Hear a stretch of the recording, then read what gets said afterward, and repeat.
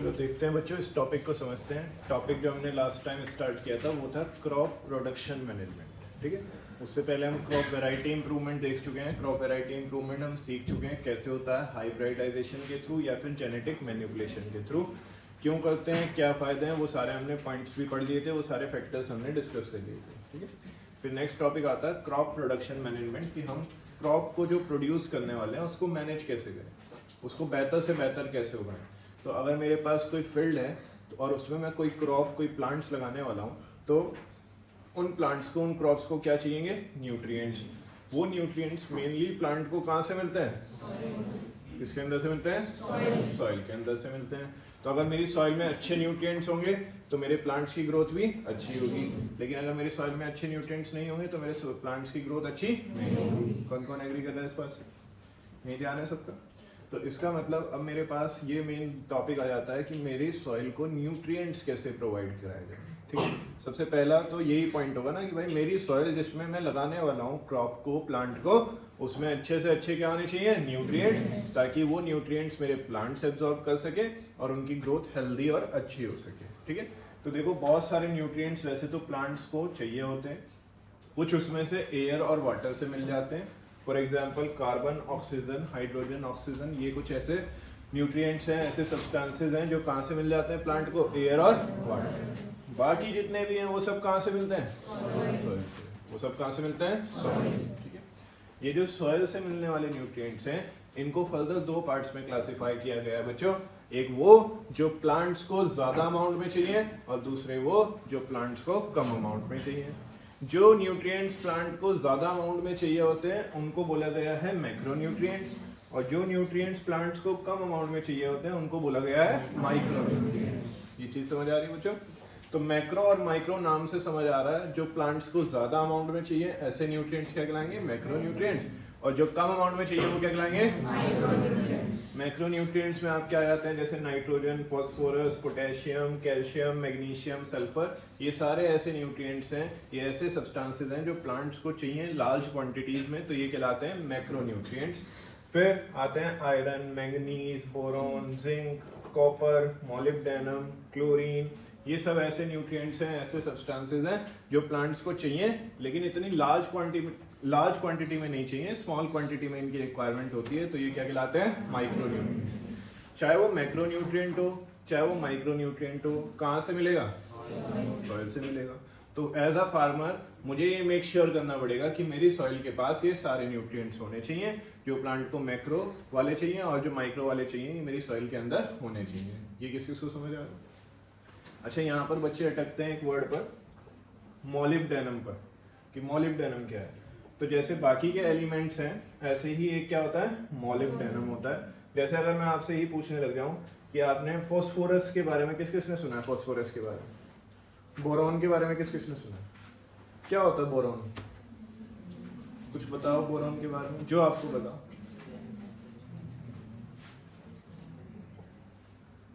Anyone, any point, नहीं पता ना, सिर्फ हमने सुन रखा है इसलिए वो हमें थोड़ा अजीब सा नहीं लग रहा है। मॉलिब्डेनम हम पहली बार सुन रहे हैं इसलिए वो हमें ऐसा अजीब सा लगता है, तो बच्चे ये सोचते हैं कि मॉलिब्डेनम क्या है। मॉलिब्डेनम भी एक एलिमेंट ही है जैसे बाकी सब एलिमेंट्स हैं, इनके बारे में अभी हमने पढ़ नहीं रखा, सिर्फ इनका नाम सुना हुआ है। ठीक है, या जैसे मैं आपसे कहता हूँ जिंक के बारे में बताओ, तो जिंक के बारे में भी आपको ज़्यादा कुछ पता नहीं है, आपको बस उसका नाम पता है, आपने नाम सुना हुआ है कई बार कि जिंक कोई मेटल है, जिंक कोई मेटल है ना। ऐसे ही मॉलिब्डेनम पहली बार आया तो ये भी एक है सब्सटेंस, इसके बारे में आपको आगे पता चलेगा, अभी आपको पता करने की कोई ज़रूरत नहीं है फिलहाल तक। ठीक है, ये चीज़ समझ आ रही है। तो कुछ न्यूट्रिएंट जो ज़्यादा अमाउंट में चाहिए वो मैक्रो, और जो कम अमाउंट में चाहिए वो माइक्रो। ज़्यादातर न्यूट्रिएंट्स कहाँ से मिलेंगे, थोड़े बहुत न्यूट्रिएंट कहाँ से मिल जाएंगे, एयर और वाटर। ये सबको क्लियर हो रहा है बच्चों। अब ये जो न्यूट्रिएंट्स हैं इनके अमाउंट को बढ़ाने के लिए हमारे पास जो मेथड्स आते हैं उनमें से एक सबसे अच्छा मेथड होता है मैन्योर्स। क्या है, मैन्योर किस किसने सुना हुआ वर्ड, हिंदी में बोलते हैं इनको खाद। क्या बोलते हैं, खाद। जो एनिमल का वेस्ट होता है या प्लांट का वेस्ट होता है वो उनके लिए तो वेस्ट होता है, लेकिन मैं उनको सॉइल में यूज कर सकता हूँ, उससे मेरे सॉइल को न्यूट्रिएंट्स मिलते हैं। क्या मिलते हैं, न्यूट्रिएंट्स। जो एनिमल का वेस्ट है जैसे कि काउ डंग हो गया, काउ डंग जो हो गया वो सारा का सारा जो वेस्ट है वो गाय के लिए तो क्या है, वेस्ट है, लेकिन उसमें बहुत सारे न्यूट्रिएंट्स हैं जो किस काम आ सकते हैं, मेरी सॉइल के काम आ सकते हैं, है ना। उसमें बहुत सारे माइक्रो ऑर्गेनिज्म ऐसे पैदा होंगे जो उसको खाएंगे, उसको कंज्यूम करेंगे और फिर सॉइल के लिए क्या बनाएंगे, न्यूट्रिएंट्स। क्या बनाएंगे सॉइल के लिए, न्यूट्रिएंट्स बनाएंगे। ऐसे ही प्लांट्स का जो बहुत सारा वेस्ट होता है, टहनी टूट कर गिर गई, पत्तियां टूट कर गिर गई, वो सारा का सारा वेस्ट जो होता है, या वेजिटेबल्स को हम छीलते हैं उनके जो छिलके होते हैं, वो सारा का सारा वेस्ट जो होता है उसकी हेल्प से हम मैन्योर बनाते हैं, खाद बनाते हैं। क्या बनाते हैं, खाद बना लेते हैं, मैन्योर बना लेते हैं। नेचर हमारा कुछ इसी तरह का है कि एक चीज जो किसी के लिए वेस्ट है वो दूसरे के लिए बेनिफिशियल हो सकती है, दूसरे के लिए हेल्पफुल हो सकती है। जैसे कि प्लांट्स के लिए फ्रूट्स उनका वेस्ट है, वो अपना सारा वेस्ट मटेरियल फ्रूट्स के सेल्स में डाल के रखते हैं, ठीक है। तो अगर उनके पास से फ्रूट जा रहा है तो उनका वेस्ट मटेरियल हट रहा है। क्या हट रहा है उनके पास से, वेस्ट मटेरियल। वो उनके लिए वेस्ट है लेकिन हमारे लिए बहुत ज्यादा यूजफुल है, हमें तो बहुत सारे न्यूट्रिएंट्स मिलते हैं उससे, है ना, विटामिन मिलते हैं, मिनरल्स मिलते हैं, राइट। तो प्लांट के लिए वेस्ट, हमारे लिए यूजफुल, टेस्ट हो गया हमारे लिए, है ना। प्लांट के लिए वेस्ट और हमारे लिए वेस्ट। ऐसे ही काउ डंग, काउ के लिए वेस्ट लेकिन माइक्रो ऑर्गेनिज्म के लिए टेस्ट हो गया, है ना। भाई उनकी तो पार्टी हो गई, उधर काउ डंग हुआ और इधर माइक्रो ऑर्गेनिज्म की क्या हो गई, पार्टी हो गई, क्योंकि उन्हें तो वही चाहिए था।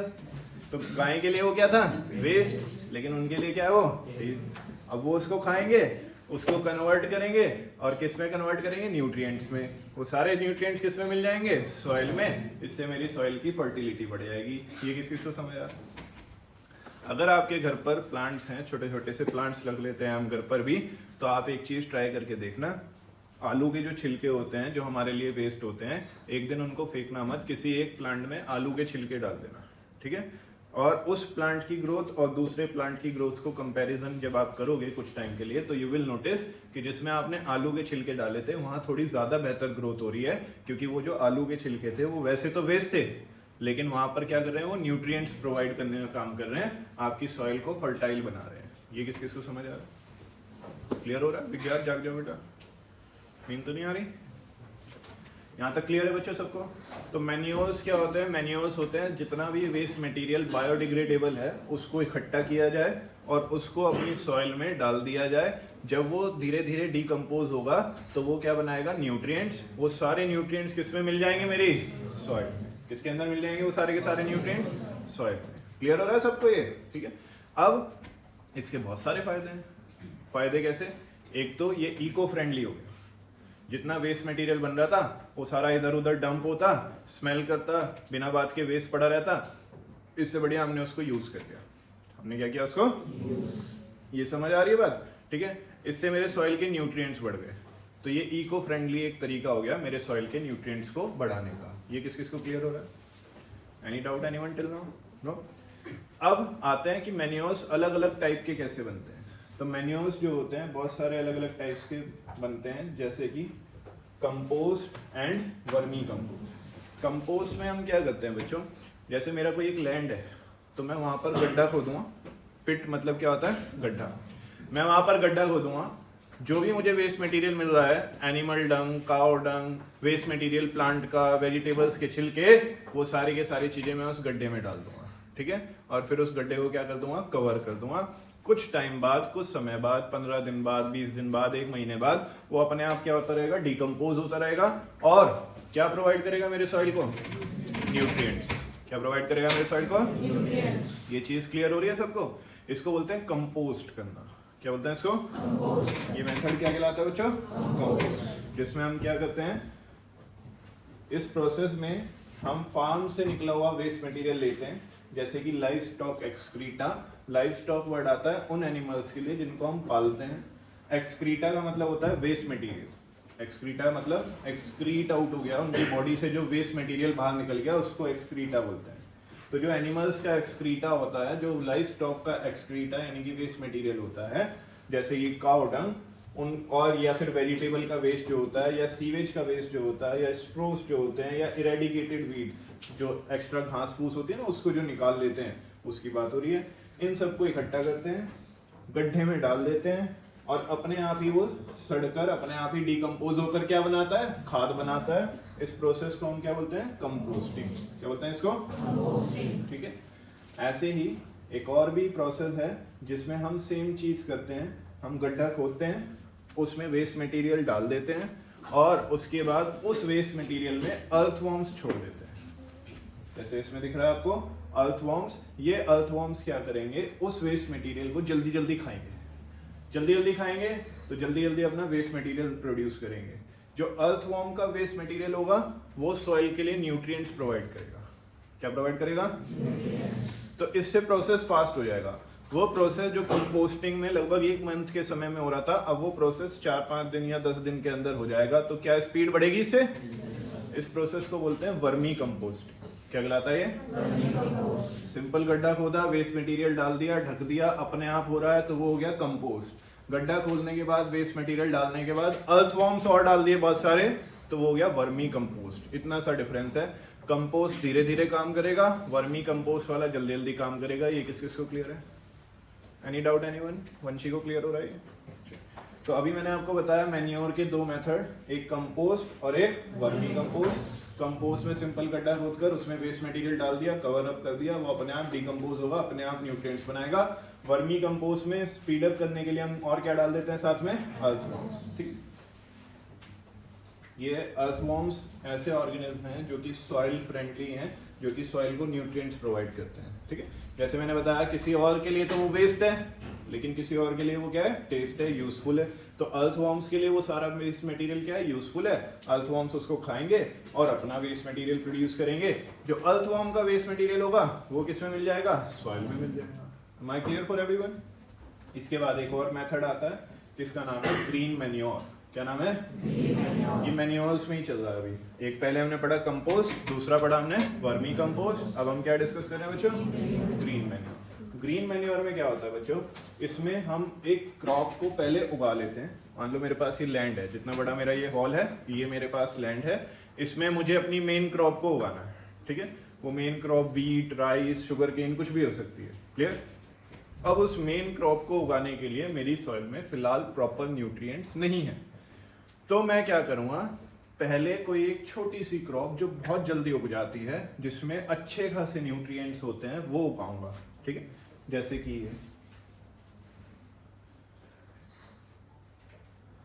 ये छोटी छोटी क्रॉप्स जो हैं, ये मैं उगाऊंगा अपने इस हॉल में, अपनी इस फील्ड में, फटाफट से उग जाएंगे।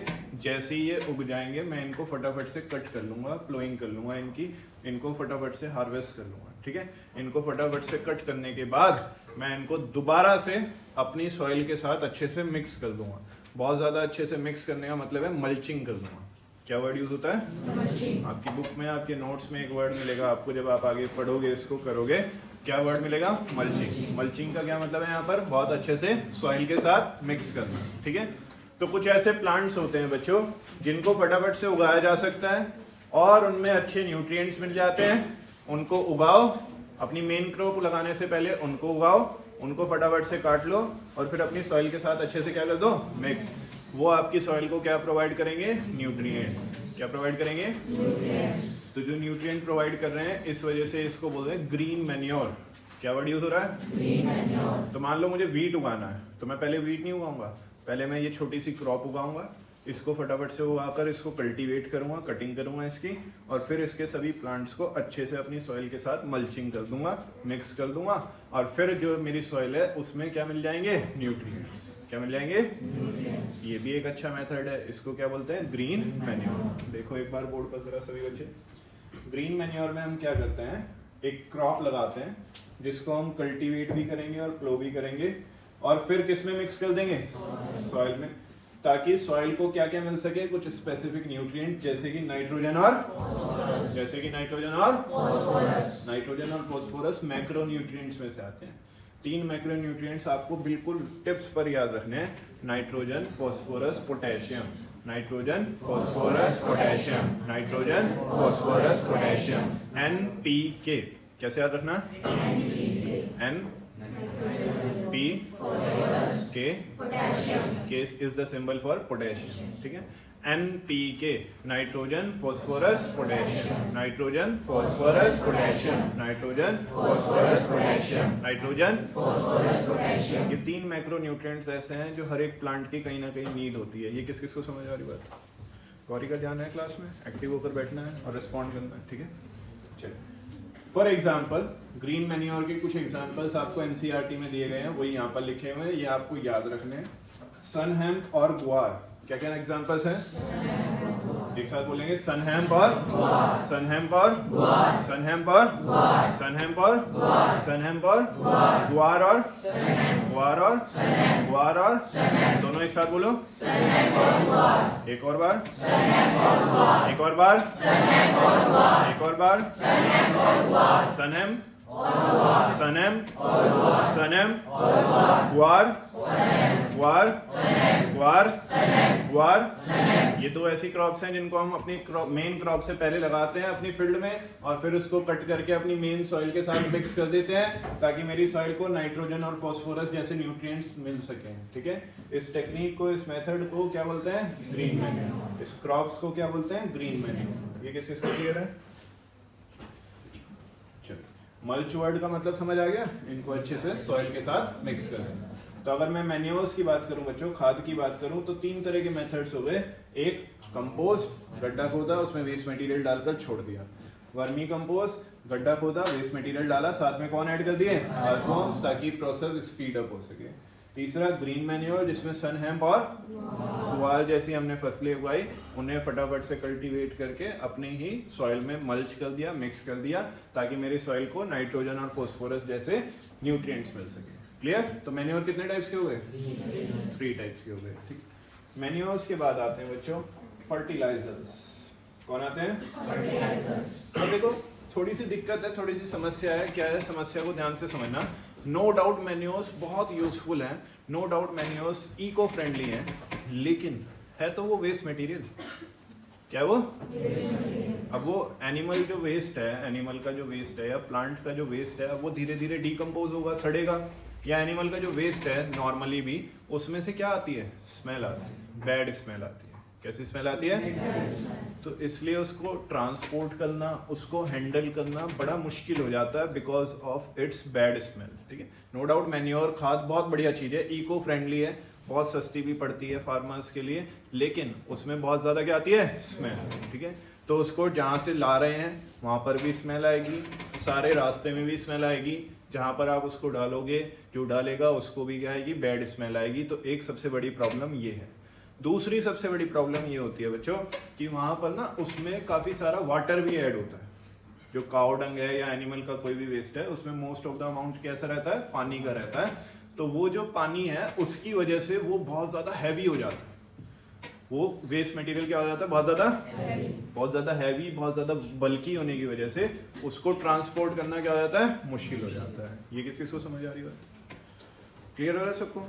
तो उसको ट्रांसपोर्ट करना काफ़ी ज़्यादा क्या हो जाता है? मुश्किल। क्या आपने कभी भी अपनी रियल लाइफ में रास्ते में आते जाते देखा है कोई ट्रैक्टर और ट्रॉली में इस तरह से वेस्ट मटेरियल को ले जाते हुए? किसने देखा है सर रियल लाइफ? ओके, आपने नोटिस की होगी कि उसमें से क्या आती है? Bad smell. और उसमें से थोड़ा थोड़ा सा पानी भी टपकता रहता है। तो वो पानी क्या है? उसके अंदर जो वेस्ट मटेरियल है उसके अंदर पानी है, जिसकी वजह से वो क्या हो रहा है? बहुत ज़्यादा हैवी हो जाता है। हैवी और बल्कि होने की वजह से उसको ट्रांसपोर्ट करना मुश्किल हो जाता है, ठीक है। तो मैन्योर का फायदा है, इको फ्रेंडली है, सस्ता पड़ता है, न्यूट्रिएंट्स प्रोवाइड करता है, नो डाउट, लेकिन उसकी बैड स्मेल और उसके हैवी होने की वजह से उसको ट्रांसपोर्ट करना, उसको हैंडल करना मुश्किल हो जाता है। ये किस किस को समझ आता है? दूसरी सबसे इंपॉर्टेंट चीज़ वो ये है कि मैन्योर्स में जो मिल गया उससे काम चलाना पड़ता है। न्यूट्रिएंट्स स्पेसिफिक नहीं होता। क्या स्पेसिफिक नहीं होता? कि कोई सा न्यूट्रिएंट ज़्यादा है, कोई सा न्यूट्रिएंट कम है, हम ये डिसाइड नहीं कर सकते। जो एनिमल वेस्ट मटेरियल प्रोड्यूस कर रहा है वो डिसाइड करेगा। मैं जाकर अपनी गाय से ये नहीं कह सकता वो गोबर करो जिसमें नाइट्रोजन ज़्यादा हो। ऐसे तो नहीं बोल सकते ना, बुरा मान जाएगी। ना ही मैं अपनी गाय से ये कह सकता हूँ कोई ऐसा गोबर करो इस बार जिसमें फॉस्फोरस ज़्यादा हो या जिसमें पोटेशियम ज़्यादा हो। या मैं अपनी गाय से ये नहीं कह सकता कि इस गोबर में इतना मज़ा नहीं आ रहा, वो फील नहीं आ रहा जो आना चाहिए, जिससे मेरी सॉइल को ज़्यादा न्यूट्रिएंट्स मिले। वहाँ तो क्या है, जो मिल रहा है उसी से ही काम चलाना पड़ेगा, है ना। जो उन्होंने कर दिया, जो उन्होंने दे दिया, उसी से ही हमें अपना क्या करना पड़ेगा, गुजारा चलाना पड़ेगा। तो जो मैन्योर्स होते हैं बच्चों, वो न्यूट्रिएंट स्पेसिफिक नहीं होते। क्या नहीं होते? अगर उसमें कोई न्यूट्रिएंट मुझे ज़्यादा चाहिए और कोई न्यूट्रिएंट कम चाहिए मेरी क्रॉप के हिसाब से, तो वो मैं डिसाइड नहीं कर पाऊंगा, मेरे लिए डिसाइड करना बड़ा मुश्किल हो जाएगा, क्योंकि वो तो एक जनरल वेस्ट मटेरियल है, उसके अंदर कोई सा न्यूट्रिएंट ज़्यादा होगा और कोई सा न्यूट्रिएंट कम होगा। ये किस किस को समझ आ रही बात? तो ये भी एक समस्या हुई। तो एक समस्या मैंने आपको बताई मैन्योर्स के साथ बैड स्मेल, ठीक है। दूसरी समस्या हैवी बल्कि होने की वजह से ट्रांसपोर्ट करना मुश्किल। तीसरी समस्या न्यूट्रिएंट स्पेसिफिक नहीं है, कोई सा भी न्यूट्रिएंट ज़्यादा मिल सकता है, कोई सा भी न्यूट्रिएंट कम मिल सकता है। तो ये कुछ समस्याएं हमारे पास आ रही थी, किससे रिलेटेड? मैन्योर्स से रिलेटेड। और इन सभी समस्याओं को हल करने के लिए हमने बनाए फर्टिलाइजर्स। क्या बनाए बच्चों? फर्टिलाइजर्स स्पेशल केमिकल्स हैं जो हम साइंस लैब में, केमिस्ट्री लैब में अंदर बैठकर बना रहे हैं। क्या जो मैं केमिकल्स साइंटिस्ट की हेल्प से बनवा रहा हूँ, एज अ फार्मर, मेरी ये फील्ड है, मेरी फील्ड में मेरी सॉइल को कुछ न्यूट्रिएंट्स चाहिए थे, मुझे पता है कि मैं ये वाली क्रॉप लगाने वाला हूँ और इसको नाइट्रोजन ज़्यादा चाहिए, फॉस्फोरस कम चाहिए, पोटेशियम ज़्यादा चाहिए। मेरी जो क्रॉप है उसमें कुछ इस तरह का न्यूट्रिएंट्स हैं कि ये वाला ज़्यादा, ये वाला कम। तो जो बंदा बैठकर फर्टिलाइजर्स बना रहा है मेरे लिए लैब में, क्या मैं उसको बता सकता हूँ कि ये न्यूट्रिएंट ज़्यादा कर देना और ये न्यूट्रिएंट कम कर देना? क्या वो कर सकता है? क्योंकि वो लैब में बना रहा है, उसके हाथ में, तो जो मैं उसको बोलूँगा वो चेंज कर देगा। ठीक है, ये चीज़ हम मैन्योर्स के साथ नहीं कर सकते थे। मैन्योर्स में तो जो मिल जाता उसी से काम चलाना था। लेकिन फर्टिलाइजर्स के केस में क्या है बच्चों? फर्टिलाइजर्स के केस में क्या होगा? फर्टिलाइजर्स न्यूट्रिएंट स्पेसिफिक होंगे। जो न्यूट्रिएंट आप बोलोगे वो ज़्यादा होगा और जो न्यूट्रिएंट आप बोलोगे कि इसे कम कर दो वो कम होगा। ये किस किस को समझ आ रही बात? क्या इसमें से बैड स्मेल आएगी फर्टिलाइजर्स में? केमिस्ट्री लैब में बनाए जा रहे हैं, इनमें कोई बैड स्मेल नहीं आएगी और हम अच्छी स्मेल को ऐड भी कर सकते हैं, है ना, अगर हम चाहें तो। इसके अलावा बैड स्मेल नहीं आएगी, इनको ट्रांसपोर्ट करना आसान होगा, इनको कैरी करना, इनको हैंडल करना, इनको ट्रांसपोर्ट करना काफ़ी आसान होगा, क्योंकि ये बहुत ज़्यादा बल्की नहीं है, बहुत ज़्यादा हैवी नहीं है। ठीक है, ये चीज़ें समझ आ रही हैं सभी को? तो फर्टिलाइजर्स ज़्यादा बेहतर है एज कंपेयर टू अभी तक देखें तो, है ना। लेकिन क्या होता है, फर्टिलाइजर्स के अपने नुकसान हैं। जैसे मैन्योर्स के अपने फायदे और अपने नुकसान थे, ऐसे ही फर्टिलाइजर्स के भी अपने फायदे और अपने। No doubt fertilisers special chemicals हैं, उनमें न्यूट्रिएंट्स स्पेसिफिक बात होती है, लेकिन अल्टीमेटली वो हैं तो केमिकल्स ही। क्या वो? और ऐसे केमिकल्स हैं जो वाटर सोल्यूबल होने की वजह से पानी के साथ भी मिक्स हो सकते हैं। पानी के साथ मिक्स होंगे तो प्लांट्स के अंदर चले जाएंगे, प्लांट्स तो पानी को एब्जॉर्ब कर लेते हैं। जब प्लांट्स पानी को एब्जॉर्ब करेंगे तो केमिकल्स भी एब्जॉर्ब हो जाएंगे, फिर केमिकल्स भी कहाँ चले जाएंगे? आपके फ्रूट्स और वेजिटेबल्स में चले जाएंगे। वो जो फ्रूट्स और वेजिटेबल आप मार्केट से लेकर आओगे, आप उसको बाहर से ही तो वॉश कर सकते हो, लेकिन केमिकल्स कहाँ चले गए? उसके अंदर चले गए। तो अंदर से थोड़े ना आप उसे वॉश कर लोगे, अंदर से थोड़े ना आप उसके अंदर के केमिकल्स निकाल पाओगे, है ना। तो वो हमारे लिए क्या होंगे? बहुत ज़्यादा हार्मफुल होंगे। जब हम उनको खाएंगे वो हमारी बॉडी में भी जा सकते हैं केमिकल्स, तो वो हमारे लिए क्या हो सकते हैं? हार्मफुल। ये किस किस को समझ आ रही बात? तो फर्टिलाइजर्स नो डाउट बेहतर हैं, उनमें न्यूट्रिएंट्स अच्छे होते हैं, लेकिन वो प्लांट्स के लिए और उनको खाने वाले के लिए क्या हो सकते हैं? हार्मफुल। ये क्लियर हो रहा है? दूसरा, फर्टिलाइजर्स महंगे पड़ते हैं, they are expensive. Every farmer can not afford it, हर फार्मर उसको अफोर्ड थोड़ी ना कर सकता है ना। वो महंगे आएंगे और उसके लिए नॉलेज होनी चाहिए फार्मर के पास अच्छी। बट अभी फिलहाल इतनी नॉलेज सभी फार्मर्स को नहीं है। No doubt government of India बहुत सारे एजुकेशन प्रोग्राम्स चला रही है जिससे अच्छी नॉलेज हम फार्मर्स को प्रोवाइड करने की कोशिश कर रहे हैं, आप लोगों को प्रोवाइड करने की कोशिश कर रहे हैं, ताकि आप लोग भी आगे जाकर सबको ये चीज़ें सिखा सकें, बता सकें। लेकिन अभी फ़िलहाल इतनी ज़्यादा नॉलेज नहीं है, तो हमें नहीं पता कि कौन से फर्टिलाइजर्स हमारी फील्ड के लिए ठीक हैं और कौन से नहीं। दूसरा, ये महंगे आते हैं। ये किस किस को समझ आ रही बात? तीसरा ये कि बच्चों फर्टिलाइजर्स, ये जो केमिकल्स हैं, ये मेरे सॉइल में अगर मैं बार बार यूज़ करूँगा तो ये मेरे सॉइल में प्रेजेंट माइक्रो ऑर्गेनिज्म को किल करना शुरू कर देंगे। ये मेरे सॉइल में प्रेजेंट जो अच्छे माइक्रो ऑर्गेनिज्म है ना, जो गुड बैक्टीरियाज हैं, उन्हें भी किल कर देंगे। अब धीरे धीरे क्या होगा, मेरी सॉइल में जितने अच्छे माइक्रो ऑर्गेनिज्म थे वो सारे हटे आएंगे, तो मेरी सॉइल धीरे धीरे खराब होने लगी। तो फर्टिलाइजर्स को एक बार यूज़ कर लिया, 2 बार यूज़ कर लिया, 3 बार यूज़ कर लिया, 4 बार यूज़ कर लिया, अच्छे रिजल्ट्स मिल गए, नो डाउट। शॉर्ट टाइम के लिए फर्टिलाइजर्स बहुत बढ़िया काम कर रहे हैं, लेकिन क्या लॉन्ग टर्म के लिए बढ़िया है? आगे तो उन्होंने मेरी सारी सॉइल खराब कर देनी है। है ना। मेरी सॉइल में प्रेजेंट सभी माइक्रो ऑर्गेनिज्म को धीरे धीरे वो क्या कर देंगे, किल कर देंगे, क्योंकि केमिकल्स हैं, हार्मफुल केमिकल्स हैं। तो मेरे माइक्रो ऑर्गेनिज्म किल हो जाएंगे तो मेरी सॉइल धीरे धीरे इनफर्टाइल हो जाएगी, मेरी सॉइल की जो फर्टिलिटी है वो धीरे धीरे खत्म हो जाएगी। ये किस चीज़ को समझ आए। मैन्योर्स के साथ ऐसा नहीं होता। मैन्योर्स ऑर्गेनिक मैटर जो कि सॉइल के लिए काफ़ी ज़रूरी होता है वो अच्छे से प्रोवाइड करते हैं और माइक्रो ऑर्गेनिज्म को किल नहीं करते। फर्टिलाइजर्स में ऑर्गेनिक मैटर जो कि सॉइल को काफ़ी ज़्यादा ज़रूरी होता है वो इतना ज़्यादा नहीं होता, उसमें न्यूट्रिएंट्स ज़्यादा होते हैं नो डाउट, लेकिन वो मेरे माइक्रो ऑर्गेनिज्म को क्या करेंगे, किल कर देंगे, जिसकी वजह से मेरी सॉइल क्या हो जाएगी, धीरे धीरे खराब हो जाएगी। क्लियर।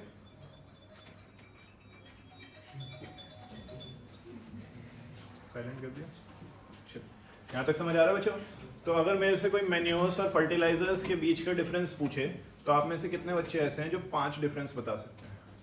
सोच देखते हैं 5 डिफरेंसेस मुझे बताते हैं ना, और मैं आपसे डिस्कस करता चला जाऊँ। मैन्योर्स चीप हैं, फर्टिलाइजर्स पहला डिफरेंस। मैन्योर्स इको फ्रेंडली हैं, फर्टिलाइजर्स इको फ्रेंडली हार्म करते हैं, मेरी सॉइल को भी हार्म करते हैं। ठीक है। मैन्योर्स बल्की होते हैं, हैवी होते हैं, ट्रांसपोर्ट करना मुश्किल होता है। फर्टिलाइजर्स हैवी नहीं होते, ट्रांसपोर्ट करना, हैंडल करना आसान होता है। यहाँ तक समझ आ रहा है बच्चों। मैन्योर्स न्यूट्रिएंट स्पेसिफिक नहीं होते, न्यूट्रिएंट्स जो मिल गए उसी से काम चलाना पड़ता है, लेकिन ऑर्गेनिक मैटर काफ़ी सारा होता है जो कि सॉइल के लिए क्या है, बहुत ज़्यादा अच्छा है। फर्टिलाइजर्स न्यूट्रिएंट स्पेसिफिक होते हैं, उसमें वही न्यूट्रिएंट्स होते हैं जो प्लांट्स को चाहिए, लेकिन उसमें ऑर्गेनिक मैटर जो कि सॉइल के लिए अच्छा है वो बहुत कम होता है और इसलिए मेरी सॉइल को ख़राब कर देते हैं। मैन्योर्स लॉन्ग टर्म के लिए बेनिफिशियल है, मेरी सॉइल अच्छी रहेगी, फर्टाइल रहेगी। फर्टिलाइजर्स लॉन्ग टर्म के लिए बेनिफिशियल नहीं है, मेरी सॉइल को पूरी तरह से धीरे धीरे क्या करेंगे, ख़राब कर देंगे। ठीक है। मैन्योर्स जो होते हैं उसमें मेरी जो फील्ड है उसमें कोई भी फार्मर उसको यूज़ कर सकता है, चाहे वो पढ़ा लिखा हो चाहे ना हो। ठीक है, क्योंकि मैन्योर में तो सिर्फ नॉर्मली फैलाना है ना उसको। फर्टिलाइजर्स का यूज़ करने के लिए फार्मर को प्रॉपर नॉलेज होना ज़रूरी है। ये कुछ पॉइंट्स किस किस को समझ आए, क्लियर हो रहे हैं सभी को। इसके अलावा जो फर्टिलाइजर्स होते हैं बच्चों, ये बारिश के पानी के साथ बहकर रिवर्स में चले जाते हैं, ओशियंस में चले जाते हैं, धीरे धीरे वहाँ पर एक्वेटिक एनिमल्स की लाइफ को हार्म हो जाता है इनकी वजह से। ठीक है। और इसके अलावा ये पानी के साथ बहकर वो पानी के साथ मिक्स होकर प्लांट्स के अंदर भी चले जाते हैं, जिसकी वजह से वहाँ के जो फ्रूट्स और वेजिटेबल्स होते हैं उनको भी हार्म होता है। क्लियर हो रहा है। तो ये कुछ इंपॉर्टेंट पॉइंट्स थे मैन्योर्स और फर्टिलाइजर्स के। आई होप सबको सब कुछ क्लियर होगा। Any doubt anyone till now? No. तो अगर मुझे फटाफट से रिजल्ट चाहिए, मैं सिर्फ पैसे के बारे में सोच रहा हूँ, लॉन्ग टर्म के बारे में नहीं सोच रहा हूँ, तो मैं फर्टिलाइजर्स यूज़ करूँगा।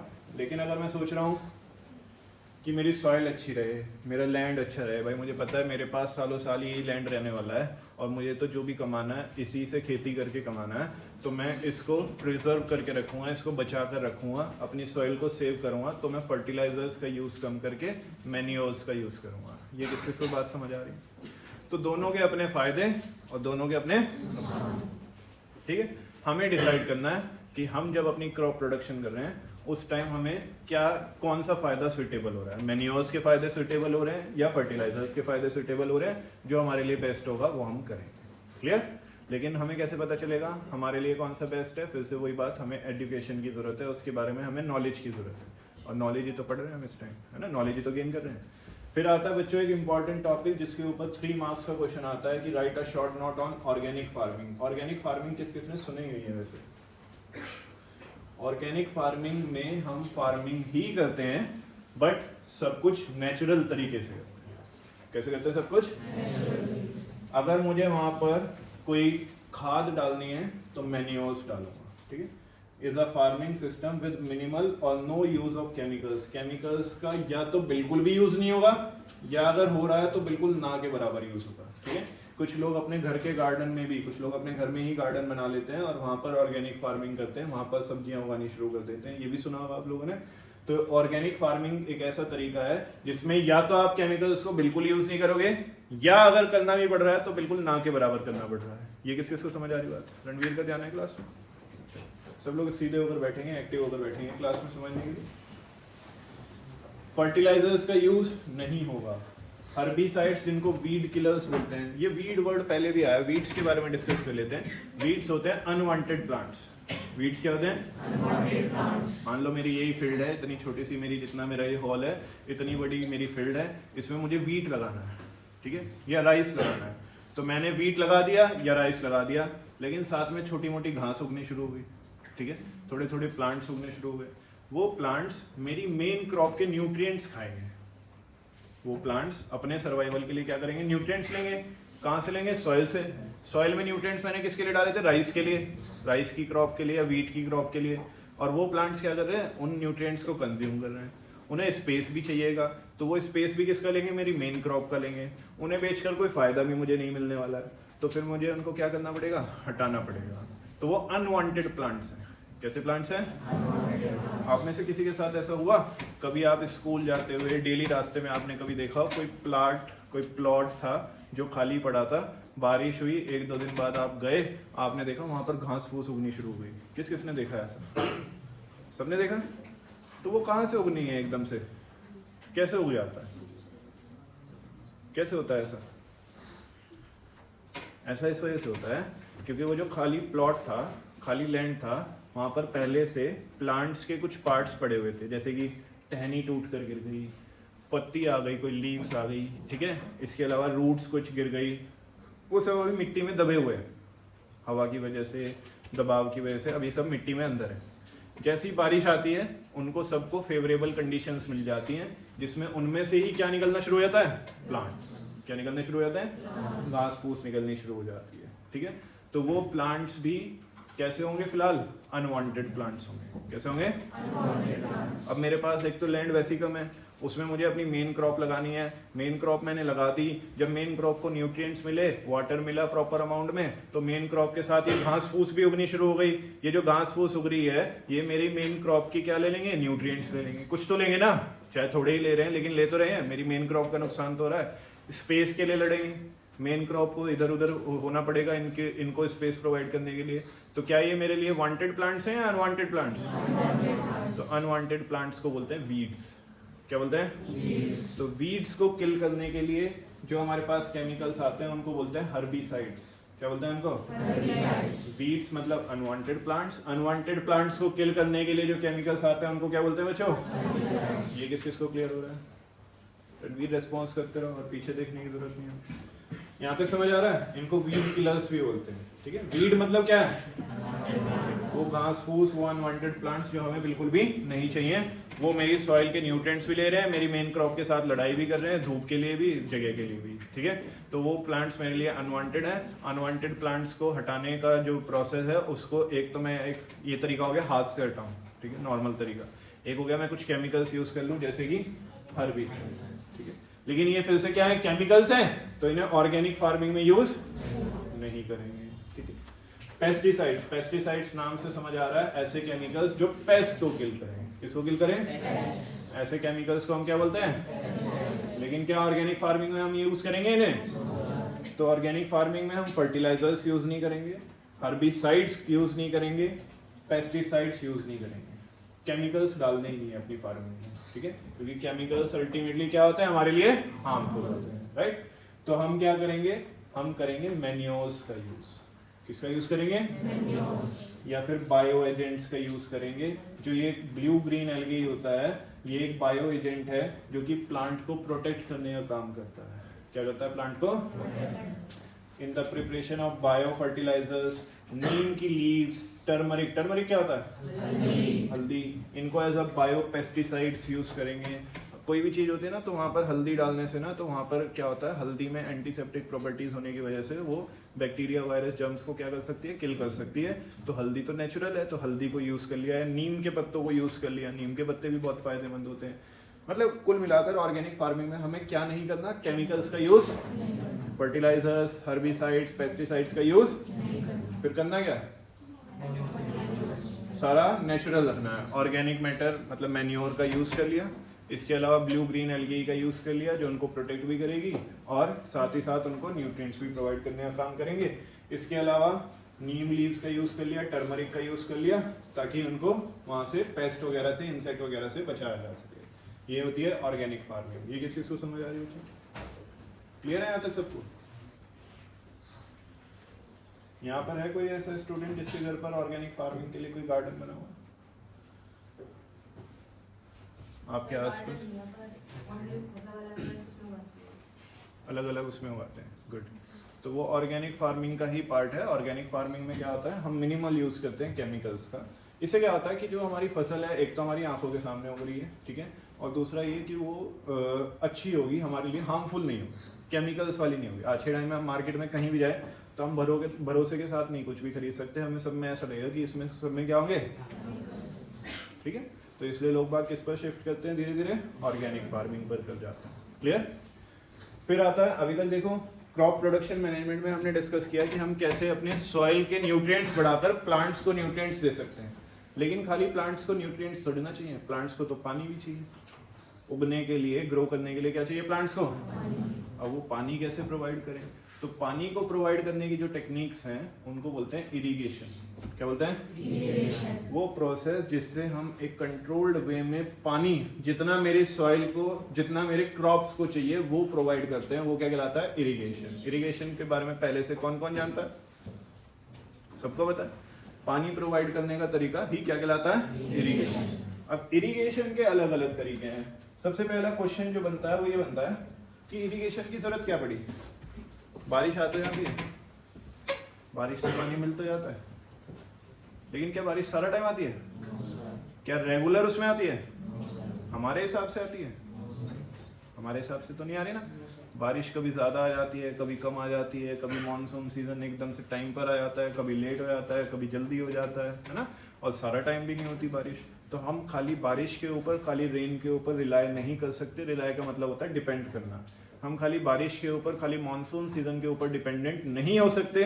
हमें अपनी क्रॉप को पानी खुद से प्रोवाइड करना पड़ेगा, और इस क्रॉप को पानी प्रोवाइड करने के मेथड को क्या बोलते हैं? इरिगेशन। क्या बोलते हैं? इरिगेशन। सिट स्ट्रेट एवरीवन, सीधे होकर बैठेंगे, एक्टिव होकर बैठेंगे क्लास में। यहाँ तक समझ आ रहा है सबको? तो अब देखो इरिगेशन के अलग अलग मेथड्स हैं। जैसे कि सबसे पहला मेथड आता है बच्चों वेल्स। वेल का मतलब होता है कुआं। वेल का मतलब क्या होता है? कुआं। अब वेल भी दो तरह की हैं, एक होता है डग वेल और एक होता है ट्यूबवेल। ट्यूबवेल किस किस ने सुना है? और डग वेल? डग वेल जो होता है वो होता है प्रॉपर कुआं, कि आपने जमीन को, ग्राउंड को खोदा, और तब तक खोदा जब तक उसमें नीचे से क्या ना मिले? पानी। ग्राउंड में नीचे पानी है ना, ग्राउंड वाटर जिसको हम बोलते हैं। तो आपने एक सिलेंडर की शेप में उसको खोदते चले गए, और कब तक खोदते चले गए? जब तक उसमें क्या ना मिले? पानी ना मिले, ठीक है। तो वो बन जाता है कुआं। ओके, कभी किसी ने रियल लाइफ में देखा है कोई कुआं? तो ये जो कुआं है ये डग वेल कहलाता है। क्या कहलाता है ये? डग वेल। यहाँ पर आप आते हैं, आपने देखा होगा बराबर में मंदिर है, ये तो नोटिस किया होगा।